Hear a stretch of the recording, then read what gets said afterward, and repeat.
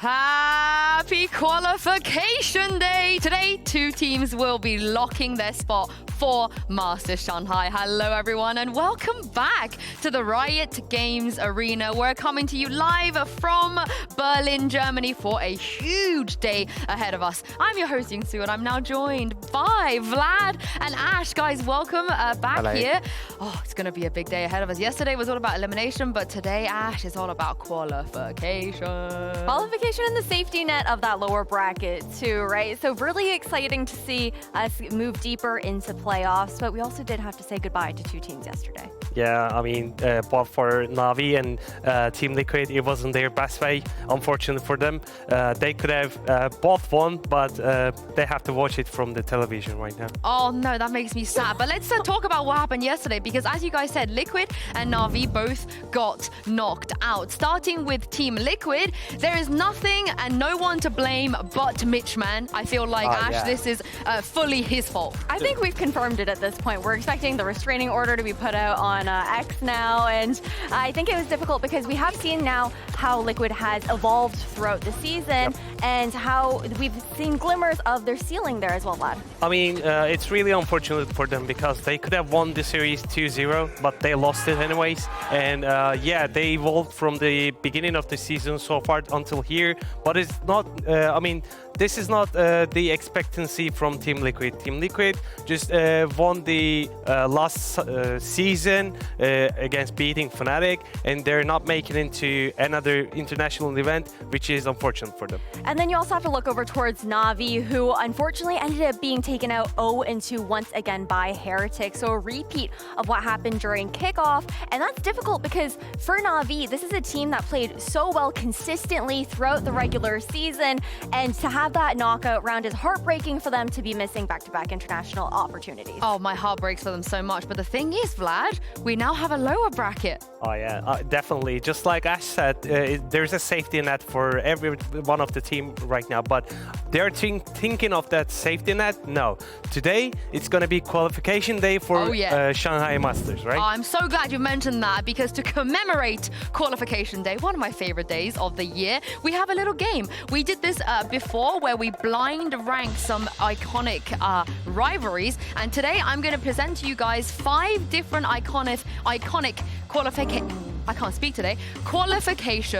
games, and I want you to tell me where they go without seeing the next one. So if something really juicy comes up later and you don't put it as at one, that's going to be your fault. So we're going to start with a strong one. Again, you guys know me well. Any opportunity to mention Gambit / M3C, I'll do it. So this is FPX versus M3C to qualify FPX, who are now known as Na'Vi, for their first ever international event at Copenhagen. As you guys remember, FPX ended up winning that entire tournament as well. So this was a very, very big game. Where would you rank this? I think I'll rank this into 3rd. Why? I think since FPX won that tournament, that's really important. But on the other hand, M3 champions qualified from that one, yeah? They didn't. They this was didn't, like yeah. the beginning of the end for them. They had to play LCQ. It's vice versa, so it should be 2. I was thinking Much 2. more I'm here for 2. important. Yeah. I'm here for 2. I think Okay, so. you don't know what's coming up next, but they made their bet, so you have to line it out. M3C versus FPX is going to number 2. Next, we have another very, very juicy one. It is Crew versus Leviathan at LCQ, that qualified Crew for champs. The run that they had that nobody expected. Oh yeah, that season before Last Chance qualifier, they didn't get any win throughout the season, right? Oh my god. I think Maybe this one should have been 2, it's much Vlad. more important than the second one, but I wouldn't be able to put it on the first one because I don't know the rest. I think it's 3 for me. I think 3 is safe. We're on the same page here. Wow, Yeah. we're starting out strong. I also need the carry from Vlad here, right? Like, he's been here this whole time. I'm new to the game. All right, okay, we've got Crew versus Leviathan at number 3. Next, we have a very, very juicy one. Sliggy, I hope you're watching because I'm about to give you some nightmares once again. It is Liquid versus Gambit, and this is the game that qualified Gambit to Masters Berlin. They ended up winning it. But the crazy thing about this game was Liquid were 9-3 down on Icebox, and then they took it all the way to OT and lost. Yeah.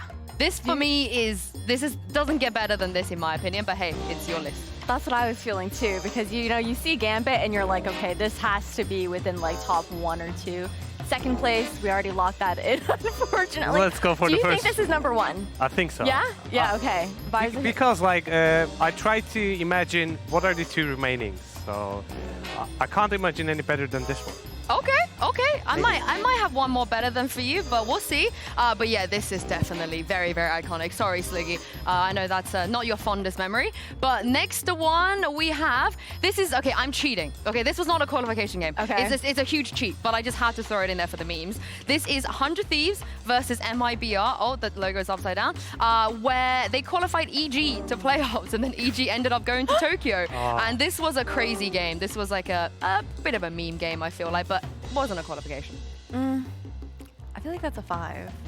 Let's go with 5. Yeah. Yeah, you're feeling 5? Because go it with didn't Yeah. qualify either of these teams. Because, I mean, EG did have like an insane run thanks to it, but the game itself, I feel like, Okay. doesn't measure Yeah, up you to got the a top point. 3. I'm down for the Yeah. 5. And last but not least, Oh boy. it's another Gambit game, scared. man. They're always at the scene of the crime. Fnatic versus M3C. The 10 rounds of OT on split. yeah. The defuse, the defo defuse, it all happened in this game. It was 2 years ago. Like And this was- should have been one of the either one or first or second one. Yeah, and the crazy thing is M3C got denied once again to an international event. Oh my god. I mean, this should have been like either first or second. I did warn you.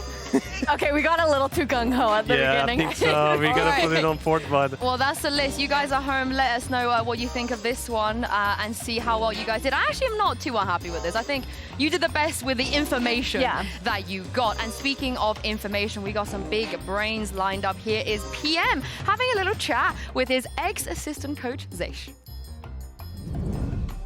Thank you, Yinsu. I'm here with Zeish. He's the assistant coach for Karmine Corp. How are you doing? Good, and you? Good. I'm doing great. So you're going to talk us through a round you played at the Masters against Sentinels. Yeah. It was your second match, second map, East round 8. As we can see before it starts, we have for you the TP of Omen, the ultimate also of Narrate for his Fate. But more precisely, that's what's interesting for you guys. TenZ had ultimate on his Omen. Yeah. And we know that he can TP at the spawn of the defense, right? Côté, on the side of C. Yeah. That's the basic, but you know them and you expect something else from them. Can you talk us through this?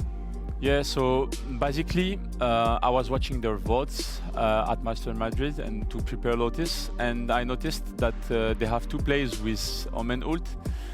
It's either the TP on B side, or and they do a fast B, or they do it on C side and they do a fast C. So the whole setup was about mainly to counter this fast play.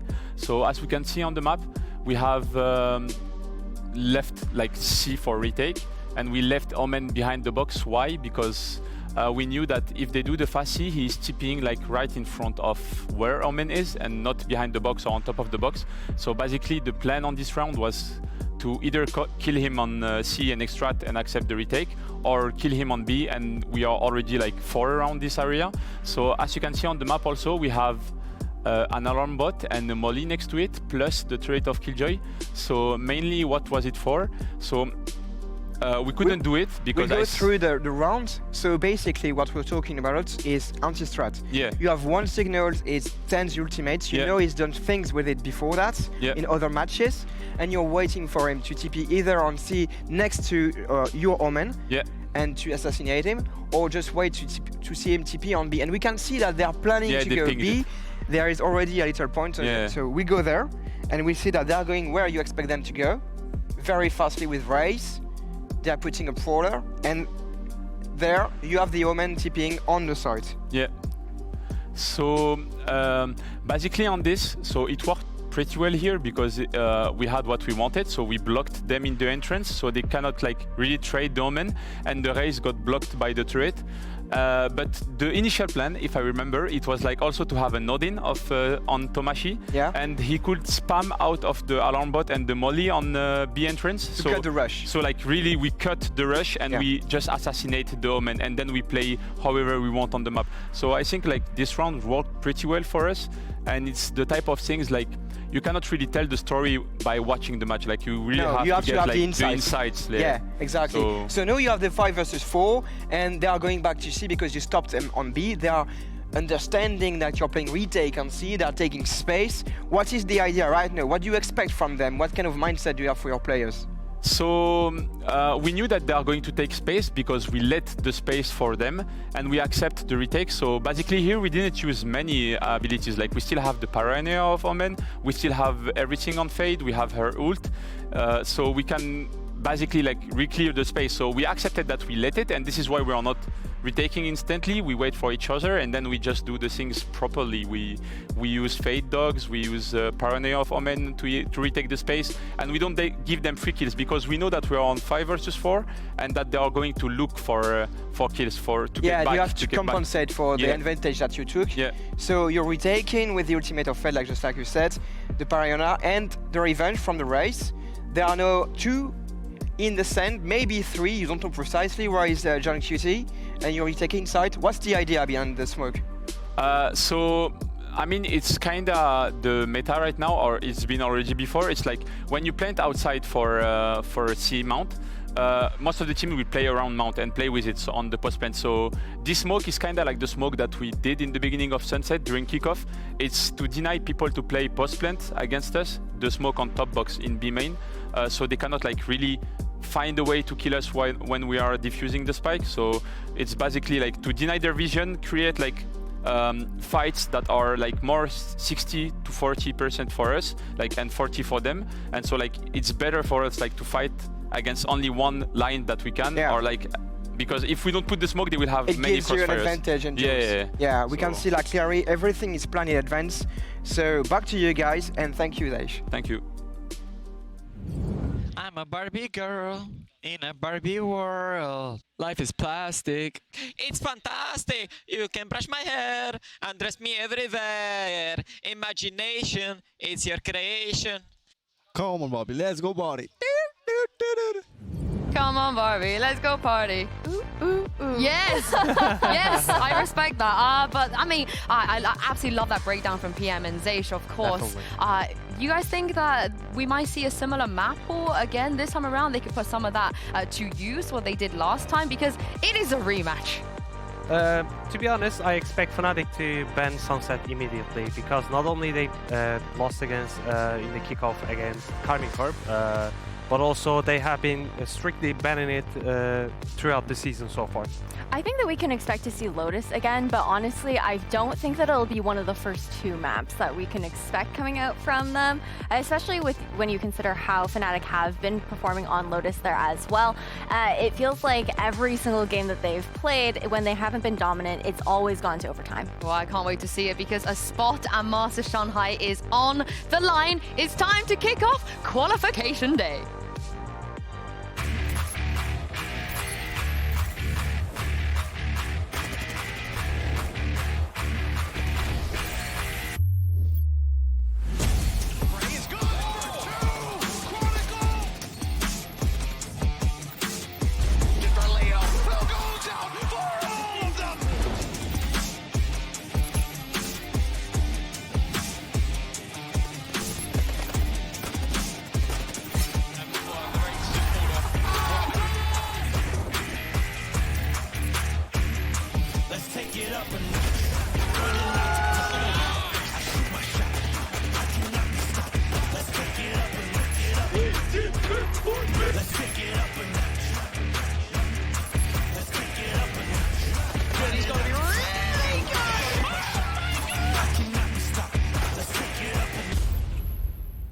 Let's take it up a notch.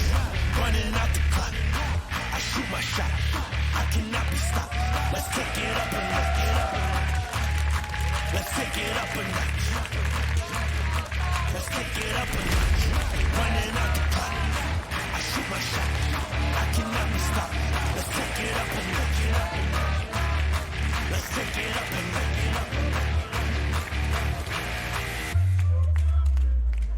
Let's take it up a notch.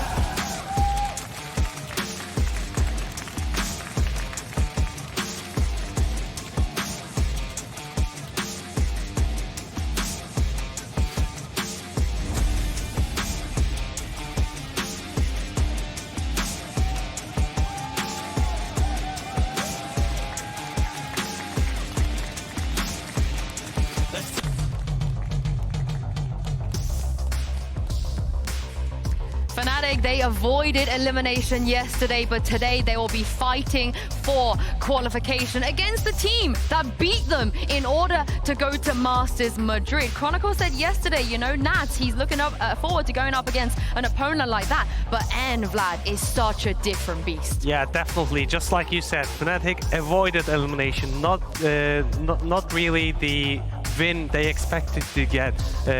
And here comes the map selection. Oh, Fnatic actually picked Breeze. I didn't expect that. I didn't expect that either. What do you make of this? I think it's pretty surprising to see that come out as the first pick, but it's also hasn't necessarily been the strongest map for Karmine Corp either. So I think there is a bit of playing towards like strengths and weaknesses for both of these squads. And I don't think it's really any surprise that we're seeing Lotus here as a decider, Bella. Yeah, I mean, Fnatic, it's the maps I'm not so worried about. It's the size that they're picking that's been kind of strange. And if you take your eyes at Lotus, if we do go there, they want to start on defense on Lotus. Yesterday, they wanted to start an attack on Ascent. I'm confused sometimes with these choices. Yeah, they want to create a snowball effect in the game by winning pistol first and then coming up the bonus as well, which Fnatic actually failed yesterday against Team Liquid in the first two maps. But today it's, I mean, Fnatic's winning condition is going to be winning the post plants in the attacking side, because the way Karmine Corp approaches the game in defense is one side is going to be fought, one side is going to be weak, and Fnatic has to find that weak spot and win on the post plants. Yesterday it wasn't the case. Liquid was fighting every place he could find and getting early fights, early entries. That was the win condition for Team Liquid yesterday, but today's a different day. Yeah, it's a different situation here, especially when you're also going to go up against another IGL that's previously been under the wing of Boaster there as well. And I think a big difference as well between Magnum and Enzo in that kind of regard is the fact that I feel like Magnum is a bit more vocal in comparison. I think that there's a lot more coordination that you see coming up from Core. Yeah, I can't wait to see what you're going to get agent select here for Breeze, because it looks like KC are just going to yoink. That's the Giants comp, right? They're just going to yoink the team that already beat Fnatic on Breeze. Yeah, it was 13-6 actually. Fnatic wasn't even in the game at that time, but it's been so long since they have played Breeze, so they have to come up with their own game style. They have Durkee as solo duelist with Yoru. It's going to be a little bit hard for Fnatic to defend against double duelist, but I mean, Karmine Corp is going to make them struggle from mid, I think. I think the cool thing here for Karmine Corp as well is the fact that this squad hasn't really been going for any agent composition changes across most of their maps, aside from Lotus previously, but it's going to be fun to see the double dive. Yeah, it's been a hot minute since we've seen Naray on Jet as well. I can't wait to jump into this map and throw it over to your casters, who's definitely never cursed at anyone before. It's Mitch and Tom. Gurdav Mila Mahagutsu, thank you so much. Yes, I'll say there was a little bit of a curse up here in the caster desk the other day. A little bit, but today, I think we're on an even float. Both of these teams, I don't know. we've Someone seen them else win, looked we've seen into them it lose. last time, and I was just like, I don't want to touch anything, you know? With Liquid, we had all the stats posted.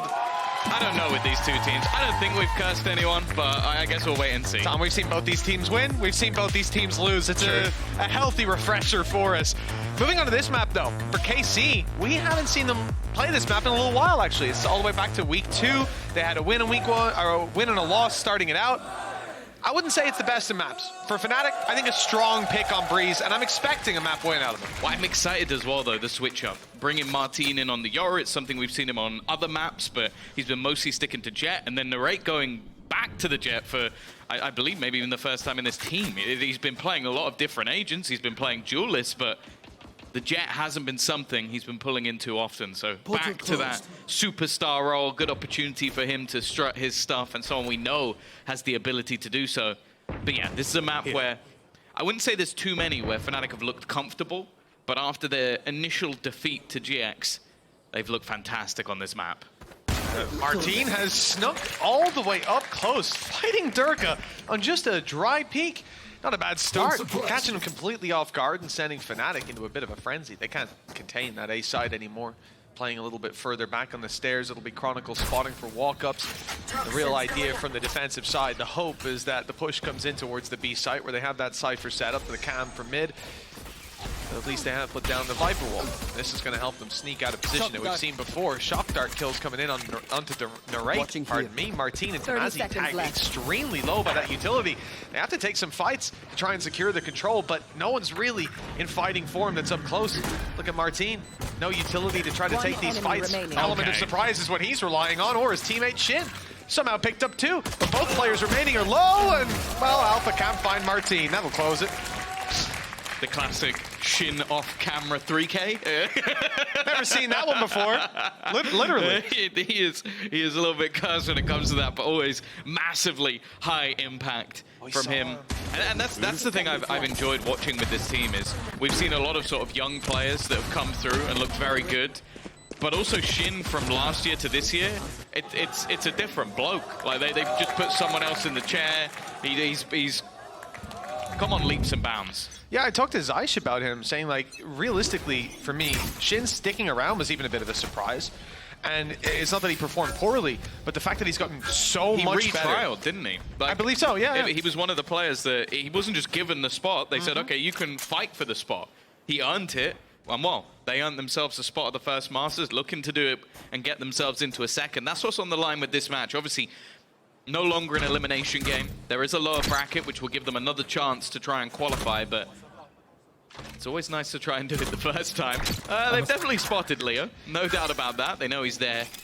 And with the rest of the Fnatic players pushing down mid, the drone will quickly clear any information that's needed for KC. Yeah, all around the back of Pyramid, wide open as well. Nice and easy take, and the plant to be acquired. But here's the thing, Fnatic are getting up close there. They're even spamming the wall, lighting Magnum down to 1 HP. Martin, though, steps up for 2. One player dropped already. Anything else is going to be damaged, and there it is already confirmed. Magnum on low HP has to be so careful. Still Shock Darts in play for Leo, but he won't get a chance to use them here. Forced into open fights, taking down another. It's already been so costly for the side of KC. Shock Dart in, it's good, but Magnum repositions. Just about dodges that death blow. With a player further back, you know, at this point, Leo, 20 HP and a rifle. He could save it through to the next. He's looking for a fight instead. Oh, he would have had it, but he'd already committed to the save. The weapon will be carried forward to the next, and damage will most certainly be done to the KC side, losing 3 players. Yeah, losing one of the rifles as well is definitely going to be one of the worst cases for them in these sort of rounds. And I'll actually be curious to see how much they reinvest into the next round. Are they just going to play with the 2 guns that they've kept through? Are they going to try and fully invest into this next one and try and get themselves off to a good start? By the way, it's not a bad round at all for the side of Fnatic, but the main thing for KC is that they've stabilized. And that's the thing that's interesting going into this match. You look at the way the season went for either of these teams. Fnatic definitely having their struggles, beating the teams that I guess were a little bit lower down the pecking order, and then losing to the likes of Heretics, Foot, Na'Vi. The same thing can be said for the other side. It's very similar parallels. For KC, though, they didn't have the time to prepare. They were offered a Masters event. You can be a little bit more forgiving. If they come in and beat Fnatic, they will have done it twice. At the end of the day, this season doesn't chalk up to too much of an impressive feat for either squad, right? When you talk about the teams they're beating, what is it, Koi, GX, and Gentlemates? Yeah. They should. Gentlemates is decent, but the other 2 proved to be no contest. It depends on the day. Also true. Yeah, week 1, week 2, Koi, very different from what we saw later on. Same thing can be said for Giant X. And for mates. Some weeks they'd get 12 rounds total. Sometimes they get it in a map. Yeah.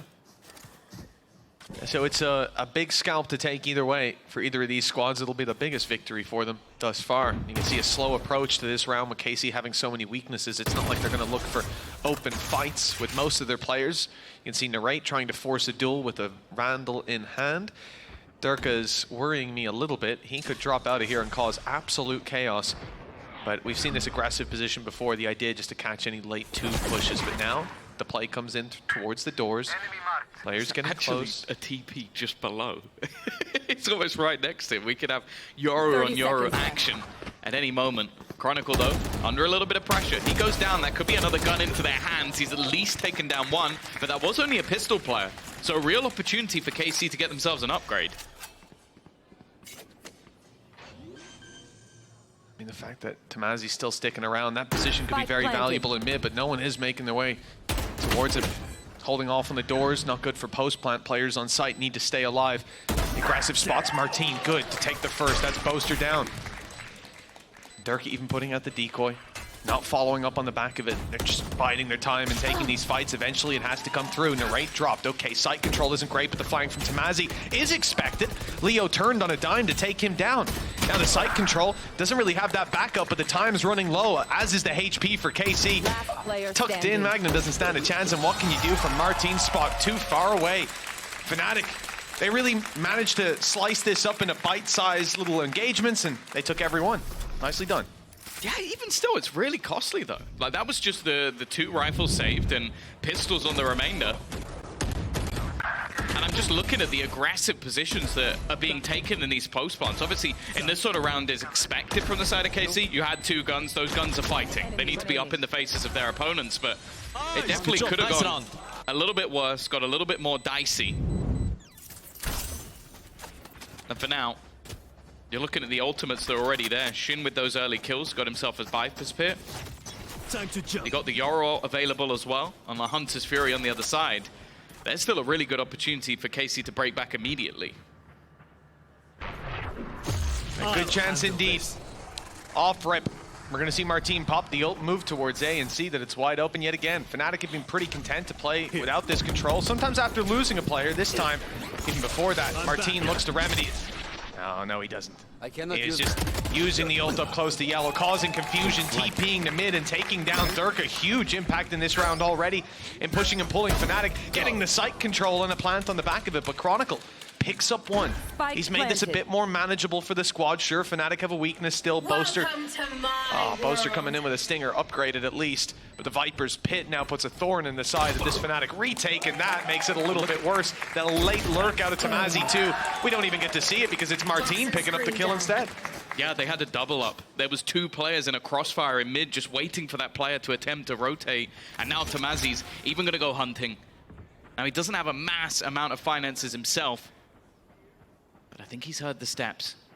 He knows that Boaster's already trying to wrap back into the site. He'll spot him out, not quite quick enough, but maybe expects for there to be a second player. Definitely taking this a little bit more careful, but you can see there's now 3 players looking to try and wrap in and take those guns away, trying to hold on as long as possible, and it looks like they will be able to keep the weaponry. KC have taken themselves around with a decent take off the back of the ultimate, and Fnatic are going to have to try and scrape a buy here. It's been a very slow approach to a lot of these rounds. On the side of KC, pumping brakes, causing some chaos with ults going to Yellow, TPs to mid, double stack up late. And I think it's frustrating for Fnatic to play against it. You see it in the player count there for Durka and in Zeiss's enthusiasm as they're now stand 3-1. Very little challenge realistically in this round as well. Fnatic come in with a couple of pistols. The rifles on Leo and Alpha will have to do a lot of work to make this one doable. And after that, Narrate's expecting there to be lighter shields. It's only on Chronicle and Durka as it happens. So he's gone for the Outlaw to potentially pick off some of these players. And the one tucked in that corner is one shot to this weapon. You can see the gamble this time with the A-site being the heavier presence. That's where they put Alpha. He's been a little bit out of the action so far. So I know he had a decent performance yesterday, but it took him a little while to get started. A slow first half, and then everything else was solid. Dirk has been spotted and opts to just retreat back to try and show a little bit of support. Here. But now it looks like that young Turkish player is going to come under pressure after all. Without a doubt, KC stacked up for A. Alpha about to be revealed. He'll step into the cage. He'll catch the decoy. The Hunter's Fury slows them, does damage, allows Alpha to get even closer. Now tucked in the corner. I mean, he's not getting out of here, surely. One more kill makes it worthwhile, buys time for Leo to get into position and catch Martin completely unaware. A shot onto Shin leaves Tamazi alone against the whole squad of Fnatic. A flank underway from Durka. Chronicle and Boaster holding sight, but it will be Durka with the challenge. Oh, in fact, no. With limited time, Tamazi has to go forward unless he was going to save, which I thought was the call. Left. Either way, that will be denied. It will be impossible for KC to find any value. With 3 players left alive on Fnatic, rifles retrieved. Hell of a way to take the second round. Yeah, no, the Alpha's just aggressive positioning. I like the fact that they use the Hunter's Fury just to create things in a little bit more of a disjointed way. And that just allows for the rotation. That second rifle, they only had the 2 of them, but it was the right place at the right time. And a big round coming out of Fnatic. It was one where they really didn't have much in terms of their investment. But they managed to pull off nigh on a miracle. Now for the other side, KC are going to be able to scrape a buy. It leaves Magnum a little bit lower in terms of those finances. But for now, at least, it does look like they're building up to a B hit. But just look at the aggression that's already come through from Durka. He is pushed deep down within the tube. This could give them that early stack up or even an early rotation with no one being here. Quick TP in, Decoy leading the charge. First to be hit, perhaps. In fact, it's Chronicle. And Boaster dropped by the man himself. Martin's having one hell of a start to this. Even last round, you saw Alpha having to constantly switch his crosshair back and forth, wary of that TP, and that's exactly why the damage is done. And Fnatic, seconds into the round, Tom, they're faced with a retake or a save. Yeah, no, that's the thing. It's the switch up of composition. Obviously, this is one we've already seen before. It's not anything particularly new, but it was one that worked versus Fnatic because of how disruptive and aggressive it is. And I think for KC, this is the perfect composition. You have 2 players that fit magnificently within that bracket of just lunatics. Like, you look at Martin, you look at Narrate, they are willing to do whatever is called. They will run straight into the site together and that trade off each other perfectly. And that's the case most of the time. You're going to send Martin in, he's expected to either get one or die, and then you have Narrate as the follow-up. Well, as you said, so far Narrate hasn't needed to follow up because Martin's killing everyone as he gets there. He's on a tear. 10-3 right now. Near untouchable. 4 rounds for the attack side of KC, building up round after round. And as I said, coming into this map, this is somewhere I expect Fnatic to do well. They have done well, because it's been a little while since we saw KC. They picked the map as well coming through, but when you come up against a guy like this, I'm not sure what you're supposed to do. No pause can prepare you for that. Time to jump. Fnatic coming into round number 7, thanks to saving some weapons, will have a full buy ult on Chronicle as well, and, well, they may be needing it. It's again giving me some flashbacks. This is already the second time, by the way, these had this ult. Just based on the amount of kills he's getting. And they're actually going to try and use that Hunter's Fury to get themselves a freebie. Huge. Taking out Althea is a massive kill on the site as well. You mentioned Chronicle here with his ult, but may not even have an opportunity to use it. In fact, he's gone. Durka managed one as a trade, but with the site fallen completely, the ultimate lost, it may be irrelevant. That's a nasty spot out of Narrate as well. It doesn't look like he's going to get value from the rotations of Fnatic back through, but filling back in that space. The late flank, I doubt, will play any role. He's going to go for it anyways. All they have to do on site is delay, and they've got exactly what they need for that. Close flash from Martin. Gate crash out. Staggered them. Narrate stays down by the doors, and here's his reward for his patience. Boaster's cross, completely unaware. There's the snake bite confirming his position. Narrate, he's going to have a smile on his face after that one, and I think that kill has forced Fnatic into a save. But here's the thing. Narrate grabs a kill on the doors, and he says, I know where you like to save. He's going to get it there a step ahead of them and try to pick off Durka and Leo, take any weapons from their hands, make this a much more difficult next round, and his positioning, his timing is perfect. But Fnatic don't go all the way to the site. They're playing inside the spawn. Narrate will have to push all the way up to try to get them. Time is running out, and he's just about caught in time. Yeah, what I was going to say at the beginning of the last round is I'm getting flashbacks to yesterday. It was an incredibly slow start for a lot of the players on Fnatic, and it was Leo that dragged them through a couple of rounds. Bear in mind, that first map that they won on Ascent, they were 9-3 down, and then they managed a ridiculous comeback in the second half. And it was just because it seemed like a couple of people came in a little bit sleepy. Now, versus a team like KC, they're going to have plans for almost every single round. That's one of the things I've truly loved about watching this team is when they have a certain ult, when they have a certain piece of utility, they always have an idea behind it. The round before last, a quick execution onto the site, sending in the fake out, sending in Martin, then the whole team following off the back of it. This round, well, he's got Dimensional Drift again. Let's use that in combination to get us an opener, and then we're just going to steamroll into the site. None of the players afraid to take those battles, having even the player watching towards mid just in case anybody tried to rotate. And that was 2 players down within, what, 20 seconds on the side of Fnatic? Like, they were gone so fast that they haven't even had time to play with rotations. That's something that normally Fnatic's very good at, is you make contact, you get information, and then they have 3-4 players. We saw that quite often if you go back to even Lotus or something like that when they play versus Liquid yesterday. How many times have we seen them even get 3 players on the right side of the map? I think once. So it really has been a rough time with KC just being so quick to the point that Fnatic can't be ready for it. I was taking a look at the faces there. A different pause out of Fnatic than what we normally see. I think this is a bigger challenge. Usually there's some sign of life. There's a small adjustment to be made and they're right back on course. But here, Fnatic have ran into a couple of obstacles, some hurdles they couldn't get over, and it looks like it's not getting any better. They call a pause to change things up, and that's when Narrate says, I'll take the operator. Screw following up Martin. He's just going to go straight into the angles, take the fights, drop Durka, and that's a big player for Fnatic in the sense of he's the guy rotating. That's not a trap I think I've seen before. My goodness, they really have extended the range. At least if he quadruple updraft, he'll still get caught. If you're the guy that bumps into that trip, you're just going to be infuriated. It's like, where I could have walked anywhere else. I've never seen this. Though, I feel like it's more likely that Alpha's dead before they walk into the trip. So I think it was for his dash. It almost worked. I'm on the crossfire aggressively. Has worked out for Chronicle. Okay, he's definitely not sleeping anymore. 3 kills in this round. Denied any space into the site. Shin's still standing though, and this man is always good in the clutch.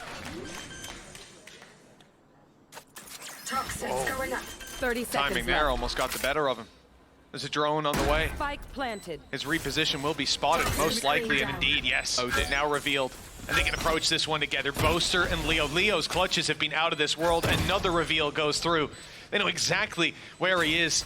Shockey's on the way. Shin around the left, looking for the angle. He could isolate a duel, and he did, but the shot wasn't landed, and now this becomes so much more difficult. First snakebite used. Buying a little bit of time, another chance, but this time not hit either. Snakebite's good. He saw it land. He knows he's safe for a moment, but hold on, there's a little bit of a gap. They've tapped it, and Shin doesn't want to go swinging. He's only 57 HP. Pros don't fake, but this time they did. It doesn't matter.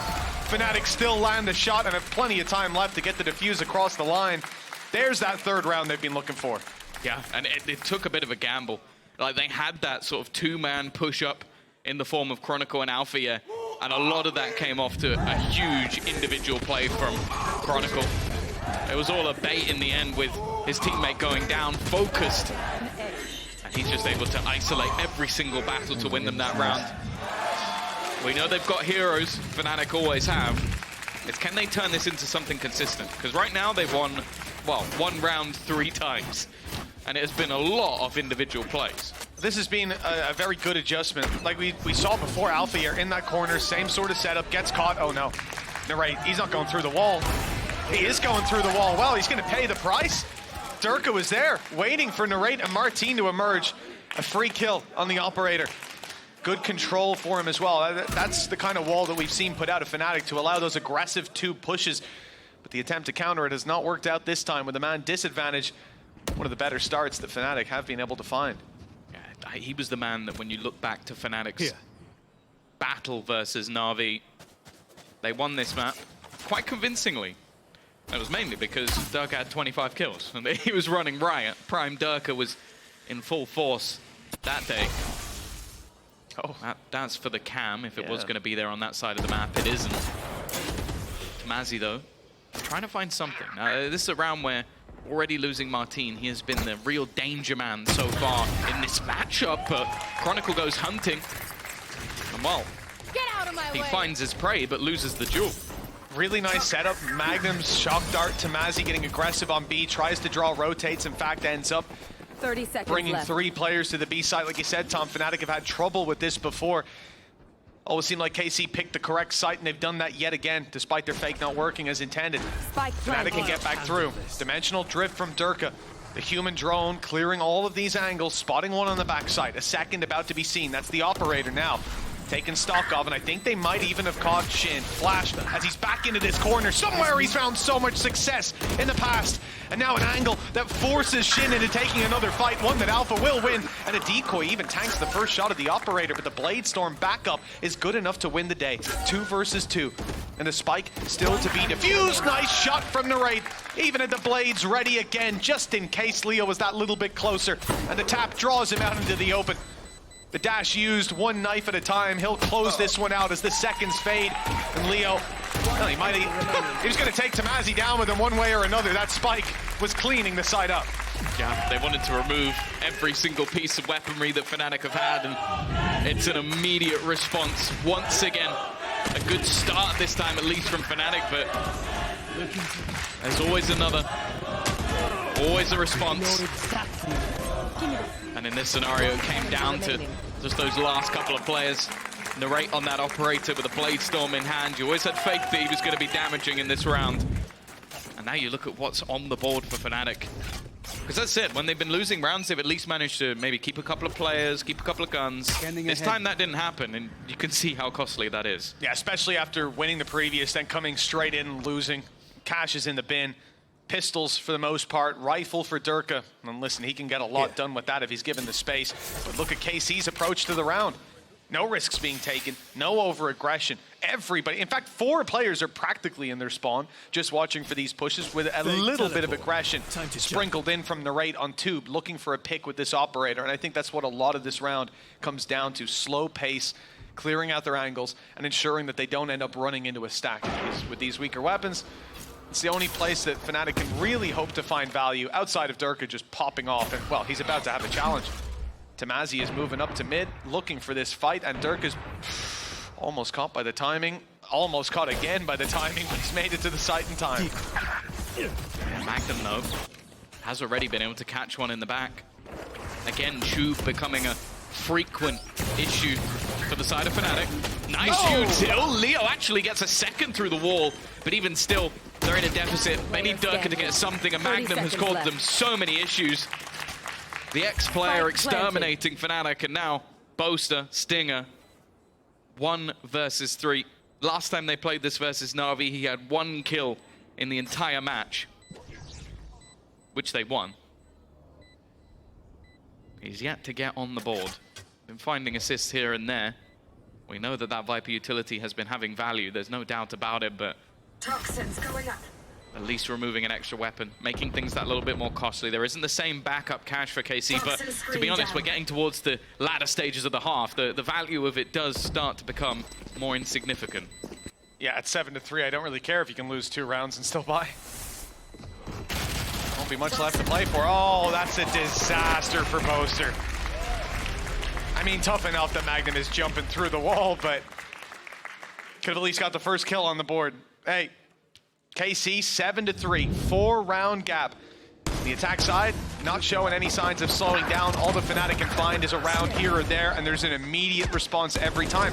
In fact, the last successful round they have is baiting, changing setup, having Chronicle tucked in the corner. Kills, no kills. Alright, he said it a little bit more harshly than I did. That was just a little bit rude, just a small bit. The funny thing is, that's you if you were playing. 100%. You'd have said it much louder. Me if I'm on Jake's team, to be honest. That'd still be. You gotta give it sometimes. Well, 2 rounds left to play for. Good money for KC no matter what. And the real issue for Fnatic is that, look, it can be an okay half, 7-5. Just doesn't seem like we're on track for that sort of result. KC so far have control. They have the more convincing rounds under their belt.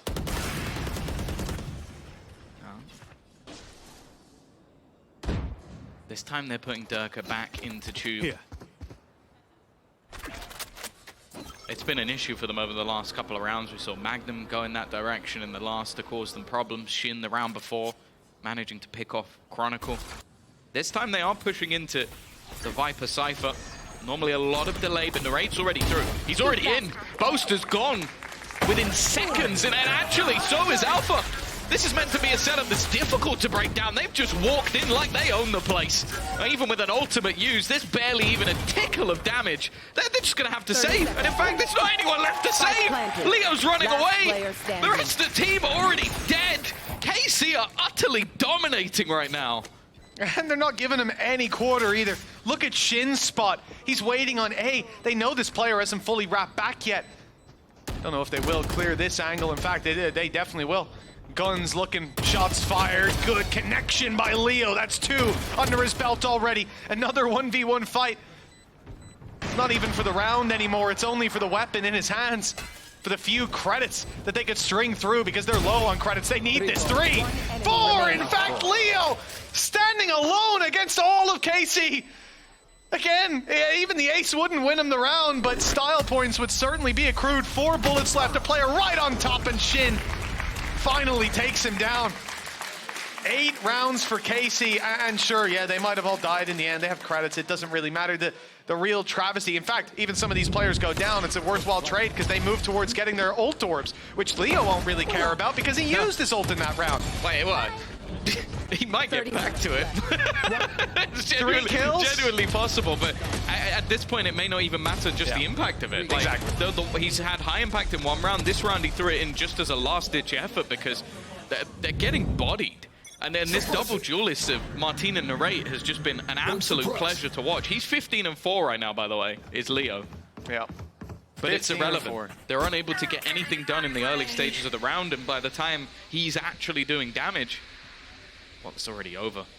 Viper's Pit has actually been used in Tube. That's how much they've had enough of that position. They're just going, yeah, screw it, go for a Viper's Pit then. I mean, I think this pit, yeah, look, we can see it there it has from third other person. value. It's very nice because it comes down and blocks the double doors. But again, KC, they've only got Tamazi moving around that area, and he's been lurking to catch these Fnatic players on rotate. They haven't had 3 players towards the site. 1 is stuck inside the pit, but there is ultimately another 2 here to fight.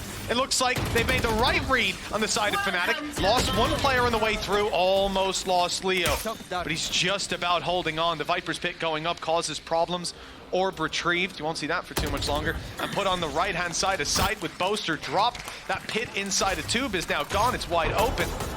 And the cage used actually buys a little space for Tamazi. Nice shot. Alpha's keeping it competitive. Still a 3v3. Still the spike needs to be planted. Magnum is sitting way, way back, but he's on his way now, spike in hand, to grab this plant actually around the side. He's going for where the orb is. Ahead. Just to try and give them vision off it if they were to fall back. A lot of damage still done onto Leo. Durka as well is going to be desperately low on HP. And Magnum's already going to find out the danger man. Can Durka get anything done? He's not going to last much longer. And now it's left all onto Alpha. He'll meet the same fate on the map choice of Fnatic. KC have come in, and this is a masterclass. Hasn't been any level of response. Only a single round, 3 separate times. Nothing strung together. What? The guy was full blind from his own flash, still grabs the kill. There really is just no stopping him. And this is the real concern, Tom, because I come into this series, I look at the Vito, I'm thinking we're going to go to Lotus and have a crazy, exciting game. I'm going to get to see Durka's Odin rattling off again. And we know the Fnatic's comeback ability is second to none, but Breeze, we haven't seen KC lean to this since week 2. The results were on and off. As I say, even the teams that they're beating doesn't inspire me with a whole lot of confidence. And yet, they've come in here, up against the squad who picked it, up against one of the best in EMEA, the title that they've since claimed, I suppose. And it's not even about winning this map, it's the utter devastation. It's how convincing it's been so far. We need to see Fnatic show up in this pistol round. Yes, a good start for Alpha here. That's what we want to see. Well, 9-3 yesterday, first map. They won it. They did. I'm not saying they're going to do it again because this has been a very different look. Been incredibly clean, but just giving you the facts. This round looking pretty good. Tamazi needs to connect the shot, and while they are aggressive, they're looking to not just win this round, but win it clean at that. Not a single player even really taking much damage on the side of Fnatic. And that'll be an Andaluthia flawless to get them right back on the horse. it's a start. Now all they need to do is string together a second round, which has so far evaded them on this map. Yeah. But it will be a little bit easier. If they don't do it in this one, then we have to call into question what's going on. Yeah. At that point, we will be thinking just about Bind. And Fnatic will be in quite one. Just classics for the most part, for now at least. A few seconds left for any crazy upgrades, but no force buys out of KC. They've got a lead and no need to throw it away. The ideas, though, are what I'm always curious about, because in these rounds, you're not going to win in 1v1 duels. Instead, you're going to use your numbers a lot of the time. The knife catches 2, but they might not know those 2 are up in elbow. Luckily, the gate crash is used to move back towards this A site, and it looks like Fnatic will have an easy time taking it, as all 5 players are on our screen from KC, sat over towards B. They're going to be quite a while behind, and even the flank will be spotted by a trapwire, so no real dangers just yet for Fnatic in round 2. No, like they managed to do a decent bit of damage themselves, but you can see that KC, they've always been a team that have been incredibly good if they want to force with those stingers or even coming in with low buys, but in this scenario, they've just decided to go for absolutely nothing. They've invested only into utility that will be used in the next round, and I guess if things got a little bit close in this one, maybe they'd throw a piece or 2 in, but they don't want to expend any of their credits and get right back into the buys, which, to be honest, thus far, they have been fantastic in that. So I definitely can't blame them. By the looks of it, they don't even want to give up the orbs. You can see Alpha is going to be sent on the hunt, only has a pistol. Boaster could do the same. And he's always going to be clean with it. Nice couple of kills, extra orbs. Maybe not the player that you'd necessarily want going for it, just because the ultimate you get on the other side. And the remainder are now just going to look to try and die to the spike. Mission success. 9-5, 4-round gap for Fnatic. 2 rounds strung together at long last, and now a pretty decent follow-up round. I mean, you can already see there the buy that they're getting through, and it's going to be pretty stacked in terms of rifles. But this is where KC have ran away with things previously. Considering how dominant those early rounds are, I'm not certain that a switch in sides is going to have as much of an effect as it needs to. Perhaps Fnatic being able to group, being able to approach these fights together is the key to success, because in that first half, they were isolated, they were eliminated time and time again. Narrate loves a bit of aggression, but there's not many players here waiting. Alpha was around this area, but he's on his way to the B site now, and that's where the push is coming through. Kamazi, the newfound Cypher as of this season, is going to try and do it all. He's been very good in these scenarios, but Chronicle has bodied him. An extra little bit of information, and they've sent in all that utility. And the rotation came in from KC, but they've opted to just give it up on Fnatic. Falling back to mid after a relatively successful trade. The thing is, KC are having to expend a lot of utility because that was their Cypher setup. That is where they expected to have a stronger hold. Standing ahead. And although there's a couple of players close, if this is going to be an A take from Fnatic, it's not really going to be much that their opponents can do about it. Even for a while, they had Narrate still around this area. They had Shin on his way back, but the call's been made to focus more on middle. That will leave them with the site wide open, and a spot that Narrate occupied earlier for great value. Alpha will now do much the same. Tucked in, waiting for someone to walk right past, and the steps are being heard. There's 2 that he can hear on his way. We can see Narrate is close as well. Big opportunity for Alpha here, and he converts it. 2 kills. The Fnatic squad now seem to have this one locked in. The damage done to Magnum is significant. Double flank on the double doors. This is going to leave no room for KC to get onto that site. Boaster just needs to slow them down somewhat. There's his first kill. He's on the board, as are Fnatic, not just with 2 in a row. They're about to make it 3. Shin is still here. Can still try and do a little bit of damage before he falls, but Fnatic will do it with a couple of players standing. Their bonus more than successful. And a lot of that, it is almost poetic that Narrate ends up going down to the spot he occupied literally a few rounds ago. I thought for a second that there was going to be a moment Tamazi just managed to pop off, but Chronicle is just shut him down through a cage and a wall. Gotta get the slow-mo As if you just slow-moed his first kill. That's so toxic. Nice. Oh, Yeah, I don't know what Boaster's favorite map is, but if I had to guess his least favorite, it might be this one. I don't know why I say that. Go watch the last one they played. Well, again, Tomazi's going to be left on his lonesome, trying to defend. Sheriff in hand, rotation has been pulled. You can see the hesitation from KC now. After the last round where this same sort of execution was put into play. Might not have expected a full commitment this time, but that's exactly what they've got.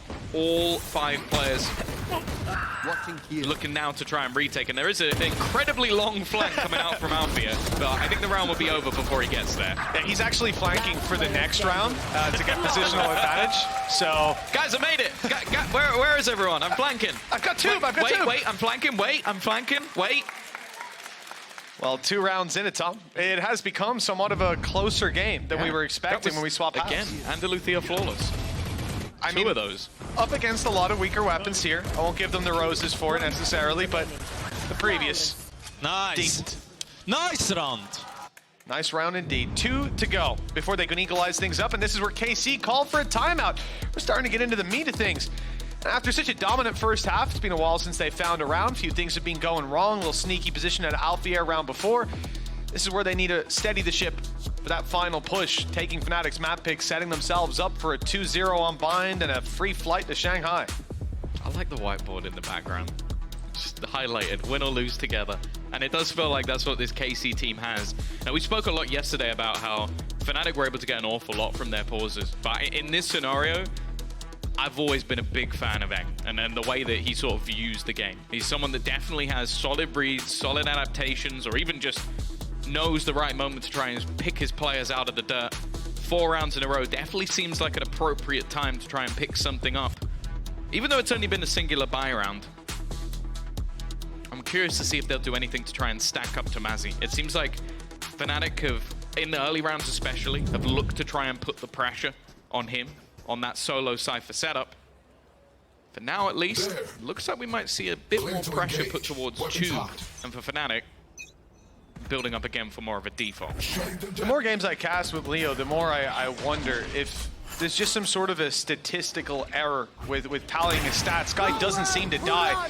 Narrate. Oh, he's out of here. He is out of here. Dash at least secures him a second lease of life, but Tomazi becomes the new target. Durka up close, not going to be caught by a decoy, but TPing onto the backside now. Good position to play from as the wall drops, but Martin behind a wall of his own swings out into Durka.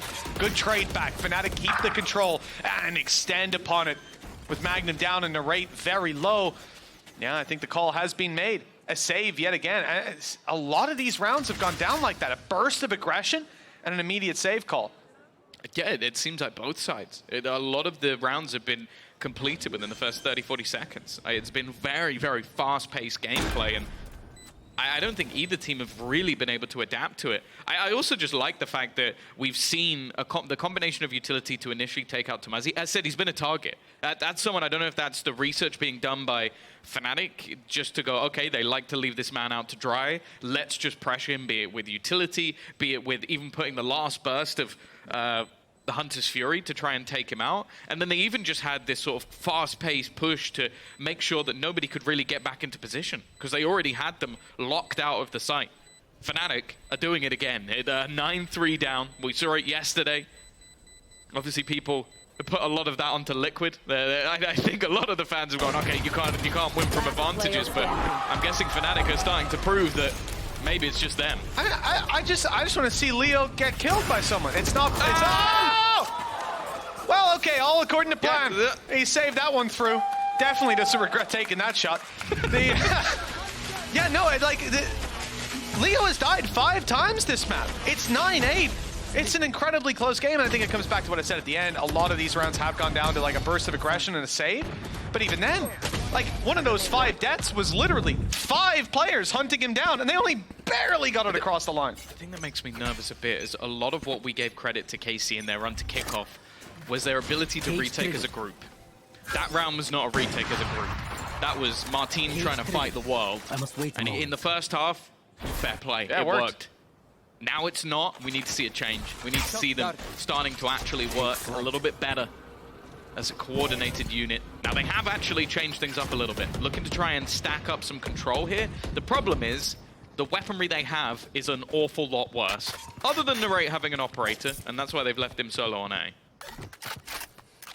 Fnatic have done very well in these rounds to avoid any sort of stacks that you see going down. I think weaker buy, Cypher setup on B, often you're going to move away, but they've had a lot of utility as well on this attacking side to remove these setups. Ult used by Durka. And this is going to be a little bit of information for the squad. I actually don't think that he saw Magnum on the way through.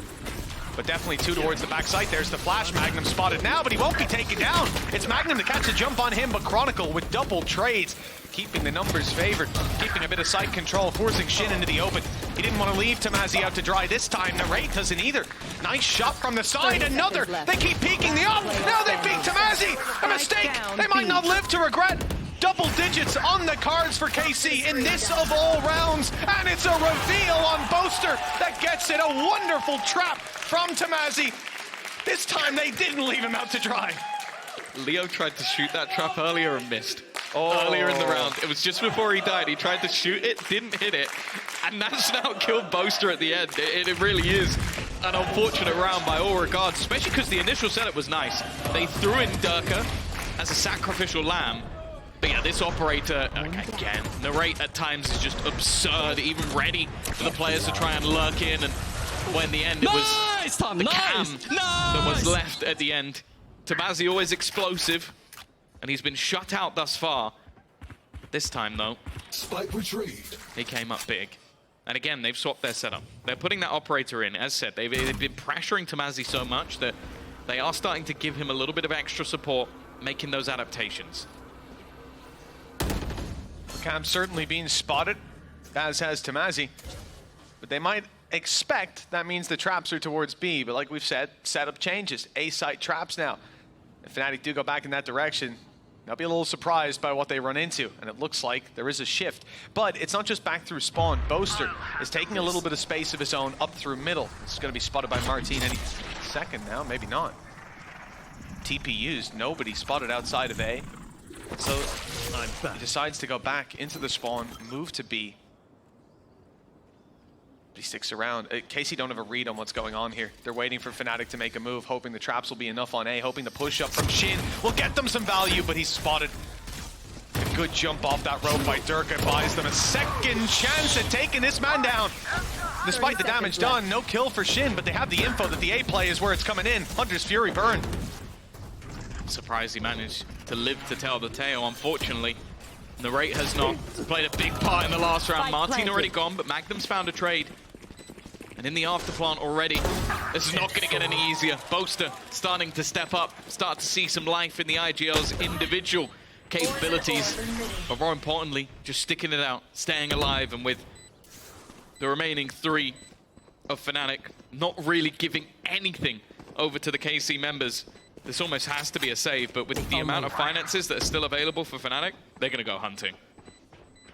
One enemy remaining. Nice kill by Leo. That reveal is deadly too. It confirms the spot of Tamazi. And there's players swarming up to move towards the spawn to catch him in nest. Although, they won't get there in time. It's this fight that defines it, and of course, try to dish out death to Leo. He's not interested. Yeah, he's accidentally turned on God mode. How's he died 6 times, 27 and 6. Like, again, some of those kills were in scenarios where the round was already over, but a lot of them have just caused so much extra cost. Whatever stats you're going to be looking at the end of the game, I think. I'm just going to have to give him a pay raise after. I mean, the guy is 27 and 6. A pay rise is most certainly warranted. The guy has them in a backpack. And yeah, like you say, Tom, that's not 27 impact kills. Maybe in terms of the economy, there was some impact, some ripple effect, but realistically, a lot of those have been exits. If the funny thing is, if they lose this map, there'll be some scoreboard warriors somewhere going, free Leo, get him out of here. Out of here. That's the thing. Right now, it is looking like everything's coming up Fnatic. They have managed to win 6 rounds of the last 7, only a solo round for the defensive side. And that's the thing, this composition, it was run by GX, but a lot of what they were doing were massively aggressive plays when they played versus Fnatic. They were pushing down mid. You had the combinations of Purpo and Fitinho basically just playing the most insane crossfires, and Fnatic themselves even admitted that they just weren't able to hit their shots versus that. Whether that was because GX were too good or because they had a bad day, who knows. Nonetheless, the defensive side is looking rough for KC, and that is one of the problems of this composition, especially with Tamazi Here. having some trouble. Now this round again, it has a few pieces that could do damage. A Bulldog, more importantly the Blade Storm. Other than that, Fnatic massively in the driver's seat. Blade Storm is spotted on aggression. They move to the other side. This was the plan all along. A site hit out of Fnatic. Tube presence, flank watched as well. It looks like Boaster's got a little setup for us. Out of chance. There's Snakebite lineup coming through. It looks like it. The gate crash is going to be spotted out and pursued. In fact, it's going to be destroyed, but the fake was used instead. For Fnatic, they've drawn the rotations of KC in. They know that with all the presence they showed, that those rotations will come through. But after the push doesn't come in, KC start to think maybe it's a B play. Maybe they should be rotating back in the other direction and leaving A that little bit more open. Fnatic, well, they go for a little bit of a different setup. I think they're just going to all walk through this door. Clearing it now with the knife, close is clear, and they can make their way to the site. The only danger is Magnum tucked in this corner, but they're very aware of it. And there's going to be a lot of players coming from the other angle. The boxes might protect him, but turning your back to Boaster won't.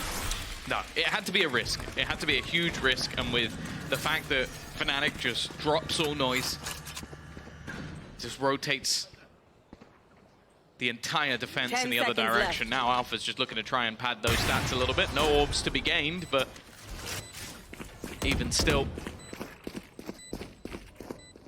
Fnatic are most certainly back in this second half. I didn't think we'd be seeing anytime soon this scoreline equalize, but it does look like that's where we're heading. Unless Narrate has something to say about it. Again, he's still the only player with anything really to play with. Does manage to get himself one extra, and even still, he's not going to be able to kill off Leo. The man is invulnerable. He just will not die. 10-10. Fnatic doing it again. And I want to see what KC have got to try and respond to this. It's again just baffling how I somehow find myself like a fish going back to the front of the bowl. And it seems new every time. For Fnatic, just yesterday we saw them make those comebacks. You even referenced it. You said, I don't think it'll be the same here. And to be honest, thinking back, first half yesterday, Liquid were kind of dominating individually. Trust my calls, boys. Trust my calls.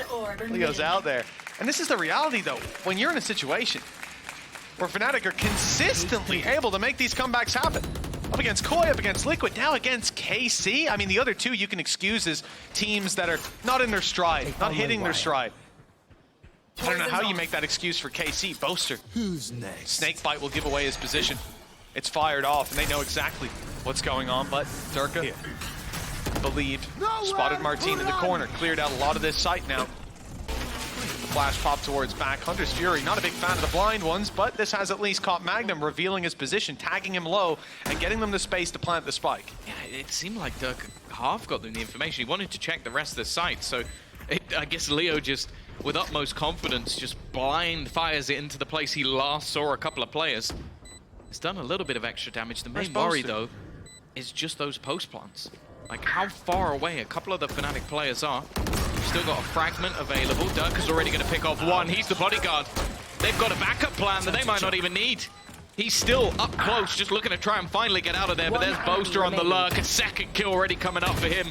And for Shin, as said, he's attempted many a clutch, but this is not going to be one of them. 11-10. Fnatic now take the lead after such a mass deficit from the first half. I don't know how they do this again and again. It is just the consistency is mind-boggling. God, the day they figure out their first halves, it's all over. You know, like the race at the end of Incredibles, where he's like not really running, and then he goes, no, go, and he just runs out in front of everybody. It's been a long time since I've seen seen the little son who's like really fast. Or something, yeah. Basically, he does like a school race, and he's intentionally losing and then just sprints past everyone and then finishes second on purpose. That's what Fnatic feel like right now. It just seems like every time in that first half of the first map, it's like they're just trying to stroll their way through. Derka was practicing that flash in the servers. Yeah. And then it's almost like Elmer Putty pushes like a big red button and everybody just switches on. A completely different team arrives. 11-10. Again, weaponry weak. Again, the focal point being Narrate. There's only one having a weapon that they can use. Of course, we've spoken about the Stingers with this team, but on this map, I'd be impressed. I mean, this was one of the rounds they managed to win, but you can't forget it was often Narrate being in mid, op in hand, and finding so much value as they cross to the site to deal with Tamazi. This time, that will be much more difficult to do for a number of reasons. Mid is clear, is the first one. No op in play, that also doesn't help. And they've droned it out, sending players through this angle now to clear all their bases. Magnum, Stinger in hand, Tamazi, nothing to work with because he's being domed out by Alphier. Quick shot from the op, and well, 45 HP. I'm not believing in this one. Let's see how much the Stinger can do, and it's absolutely nothing. Okay, Narrate, same position almost, manages to find one. Knight's already dead. And there you go. He got his comeuppance. Alphier on the operator, dishing out exactly what he was dealt earlier. 2 versus 4, almost no chance, and somehow, and I really mean, like beyond my comprehension, we are at a 12-10 scoreline in favor of Fnatic. They were 9-3 down at the half. I'm perplexed for other teams. Don't you dare. Okay, he doesn't know. He doesn't. There we go. That's literally the worst spot he could have jumped over to. Shin's going to get himself an operator. I don't know how long he's going to get to keep it, though, because Chronicle is so quick at his tail. Martin now hoping that he can maybe grab a gun from this. Other than that, it would be going down to the spike, and instead he's just going to go down to Chronicle. Oh, online, 12-10 for Fnatic. They have dropped just a singular round when it comes to this attack side of Breeze. They have been utterly dominant. And now they just look to put the cherry on top of the icing on top of the cake. Just you pause this game after the first half and ask anyone who's taking this. I guess the Fnatic fans would still say Fnatic. They've been here before. They know. Hey, you got to give them respect. Leo probably smarter than me right now anyway. You might be right, Minnie. I think Leo's smarter than us all. 28-6. You heard him earlier saying, trust my calls. Sammy leading. Certainly leading when it comes to frags. And well, with 1 round left to go. Hey, KC have got to feel pretty rough. They need to He's find losing 2. when it comes to death. Double what they've got so far. Hey, he's losing when it comes to that. That's true, unless it's a golf score, which I think often is how you would look at it. Okay, now listen, Derka has an opportunity on this Yoru. Make his way right up. The gate crash. Oh no, the gate crash isn't in play. Never mind. Look at the aggressive position, though. This was something attempted by Fnatic and worked out successfully. Decoy. You can see, though, that Chronicle is playing anti-flash. His only goal is to dodge that flash. He shoots, and he's going to go down. Nice work from the side of KC. Finally, some light at the end of a very dark tunnel. Spike down. All right, he's going to try and keep hold of that control. Dirk has already been spotted and forced back, but it means they can group up and try and fight this one. Well, I was going to say together. Wasn't together. Alpha looks to try and turn the tide, and Narrate has just taken over this round. In fact, he's even going to get the wall bang at the end. Out of absolutely nowhere, and Andaluthia flawless for the side of KC to keep them in this map. Hell of a time to show up. I like the setup from KC as well, freeing them up to fight a little bit more towards that site because they've got their Viper's Pit alongside a trap in play on B. So it's not even pressure on someone like Shin to be holding those close angles and taking the fights. Instead, he's got full security, and you're just able to send the rest of the squad in scrapping. And Narrate is dangerous when he's got Martin beside him even more so. When Yoru flashes popping all around, well, you can see how easily they can divvy up your attacking side. But that's 1 round. They don't have the Viper's Pit to work with this time. And now Fnatic look to repeat the success they've had time and time again here on the attack. A completely abandoned B site. Maybe realizing how much Fnatic has been able to find an opener there, just almost looking to play it as more of a retake and really stack up into this middle control. Already, Narrate's going to be spotted and forced to retreat. Fnatic have been methodical in being able to clear a lot of these angles. It almost seems like Maybe Fnatic are just trying to be a little bit patient, see if Alpha can find them any sort of information. For now, though, hasn't really seen a thing. Toxin screen down.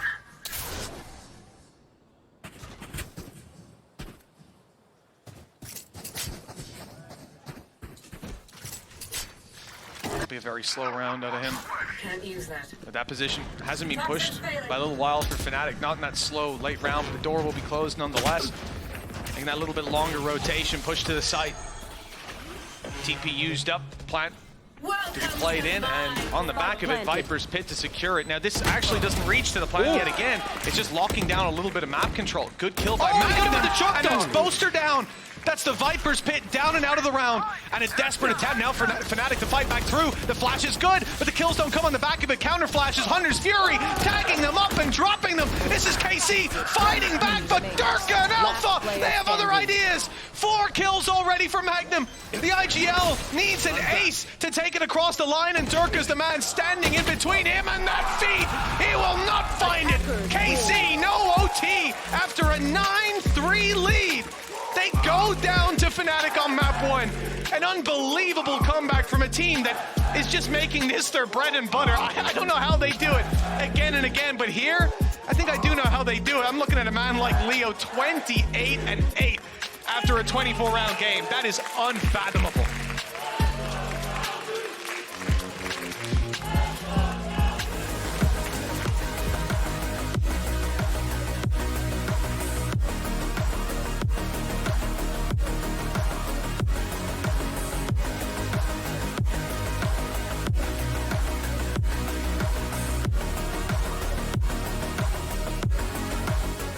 I know a place that will break you into 1,000 pieces. Stay away from them. Stay away from Lorca, Paco, and Picasso. Don't ask about Lola. Ay, Caballo Grande. Ay, Dolor de Nieve. But in spite of everything, it occurs to you to visit Andalusia. Don't say I didn't warn you. Be careful of the Andalusian crush.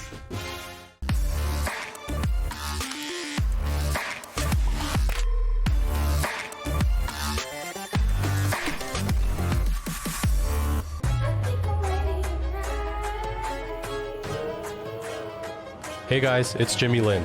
In this series, I'm going to walk you through Attack on Pearl. Watch out for the stairs, clear this angle. You're going to be able to fight this.